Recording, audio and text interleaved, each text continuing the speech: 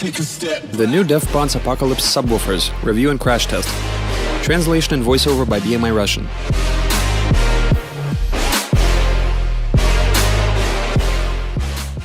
Hi everyone! So a lot of people have been waiting for information about our new line of subwoofers, and so today we've placed in a symbolic kind of manner a few subwoofers which have been on sale for about 3 years. Production started in 2015. I installed them into a Ford S-Max in 2015. The 2113 was finished quite some time before that. It sported the very first Series 4 units. That car was put together in Rostov. But anyway, what year was that? AMT. That was in 2015. Right, so that was also 2015. If you recall, in 2015 the 2113 was fitted with 5 415 series bonces.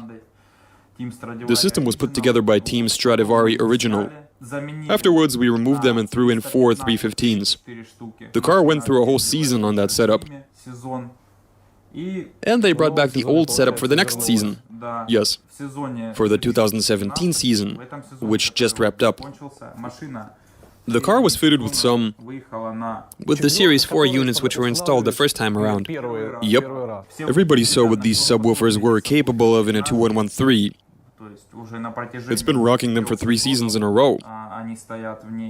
I've been driving a Hummer for 2 seasons fitted with these exact speakers. These speakers formed the basis for a reliable sound system. Good not only for listening to some tunes, but also for breaking records. If we're talking about records in musical classes, there are a couple of renowned cars worth mentioning. The first serious record was set by Dmitry Aborin, who was rocking a total of 8,312 subs at the time. And the average result for 1 minute was 163.92 decibels. That system had a peak frequency of 42 Hz. The following year, that record was surpassed by Nikolai Ryabov, who had 12 15s. He was only able to squeeze out another 300ths. A lot of people have heard about our projects. Well, not only ours. I mean about other cars utilizing these same subs. All of them carried on pumping for quite a while. I doubt that you've heard about these models having any issues during competition. In my case, these subs handle 40 kilowatts in car audio, multimedia and tuning competition. I can't even imagine how many kilowatts they've churned out these 2 past years. I remembered something. Vinnikov's windshield popped out during the finals. And he carried on without it. It was all in his video. Can you imagine how much load you have to take off the speaker when you don't even have a windscreen? And you still keep on pumping with no worries. Anyway, this year we've released a new line called not just Deaf Bonce, but Deaf Bonce Apocalypse. It's a refresh of both Series 3 and 4. We've also got neodymium subwoofers. I've got one stashed away right here. I'm just itching to show it to you guys. Albeit this is a review of our ferrite core models. This here is a Series 3 unit. A musical neodymium speaker for the most hardcore users. It has an American-made 3-inch coil, it's packed with neodymium, and it's a true musical subwoofer. See for yourself. I genuinely love this thing. If I still had that S-Max, I'd be glad to fit it with 12 12s, and Artyom would go back to 8 15s, right? Maybe 16 12s. We also have another big subwoofer that we put in the 2107. We cut out a box for it for one subwoofer. How much did it produce? 155.3? Yeah, guys, a lot of people thought that this subwoofer was the only one. And so Alphard Group presented this speaker for those who aren't satisfied with 18s. It's a 21-inch subwoofer with a powerful neodymium magnet, a super strong American-made 5-inch coil. These will find their way into a few project cars. These project cars will be ready for the new season. We won't talk about them yet. Let it be a surprise. Leave your guesses in the comments as to how many 21-inch speakers we'll be putting into our car, which is quite large. In the club getting faded, I wanna leave with you. This bar's overrated, I know you want some too. So come get your treasure, you gotta work for your prize. I know time couldn't measure. Now let's get to our new line of subwoofers. Here they are on the table. The situation is the same as it was. Artyom has the Series 4, I've got the Series 3, as you've probably noticed. You can't really see it on pictures from the internet, but video is a completely different story. These are completely different subwoofers, with increased output, and a completely revamped magnet and coil system. The coils themselves are now American-made. The motor force both for the Series 3 and 4 has been increased by 25%. This thing also utilizes a pack consisting of two double plates, which are attached to the basket using a pressure ring. It's fastened tight, with hex bolts which are sealed with some glue, so you won't ever have any issues with the moving parts. These subwoofers received a bump in power output, and so the Series 4 pumps out 3.5 kilowatts RMS instead of 3, while the Series 3 is rated at 2,800 watts. The first version used to be 2.5 kilowatts, now it's up 300 watts to 2,800. Here's what we're gonna do. Using the Series 3 as an example, I'll give you an up-close look at the speaker and show what changes were made. For starters, let's look at it up front. We have a carbon cap, plus our new Deaf Bonce logo, our trademark green stitching.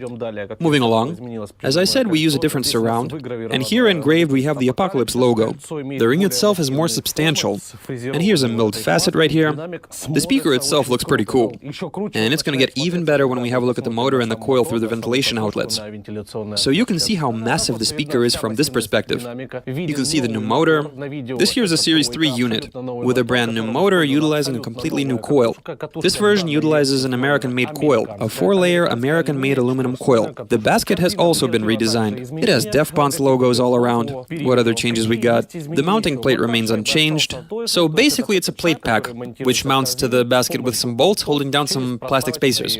The build quality raises no questions. Everything's nice, neat, and reliable.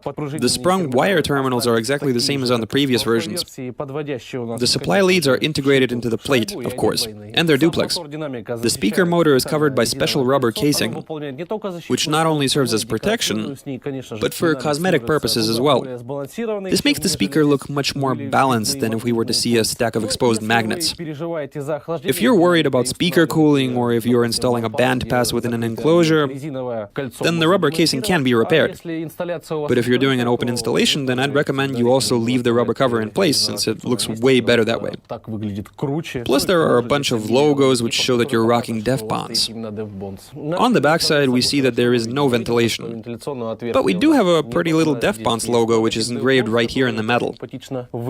We specifically got it engraved into the metal. And from this angle, you can see how exactly the surround is attached to the speaker basket. In conclusion, I'd like to say that this isn't just a new speaker. It carries forward our traditions in making subwoofers and an SPL. This speaker incorporates our experience drawn from the previous version in creating our competition-class neodymium subwoofers. So these do implement some of the technology that we used there. So what do we got here? Given the same budget, we've increased power, reliability, the end result being more volume in your vehicles. These speakers can be used not only for achieving maximum results, but also for enjoying some loud music. And I'm talking some seriously loud music. And now we come to the segment called "You Could Have Given That to Me" production. We've prepared a special little scene for you here. Go for it!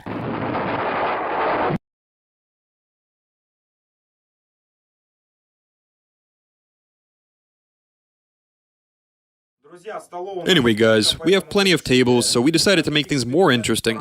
We're gonna try to break through 2 tables with this subwoofer. The test will be complete as soon as we switch the speaker on and show you how it works,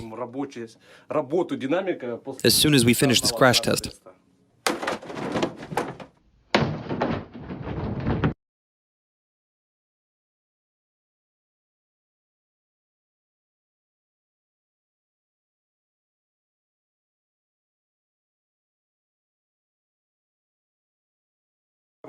That last attempt didn't work, but we have yet another table, since this episode's sponsor happens to be IKEA. Yup, IKEA. So we'll take another crack at it. Victor will lift the speaker a bit higher. Lifting this speaker should actually make a decent workout.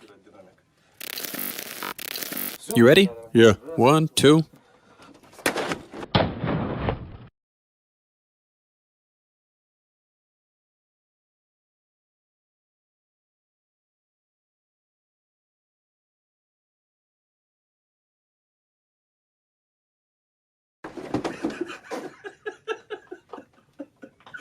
Okay, so the speaker itself looks okay. The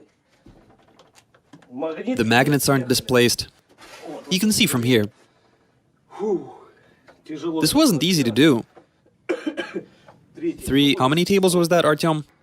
4? 4 tables. The first one was by itself, then 1 out of 2, so the Deaf Bonce broke through 4 tables in total. And it sustained 0 damage. We just have to dust it off a bit. Yup. Well, the core seems to be a bit. A few small scratches. Those aren't scratches, that's just, yeah. Even the wire terminals are okay, so they didn't break off. You want to maybe turn it on? Yeah. Translation and voiceover by BMI Russian. I take the time, get me rich. Got the thoughts so intact.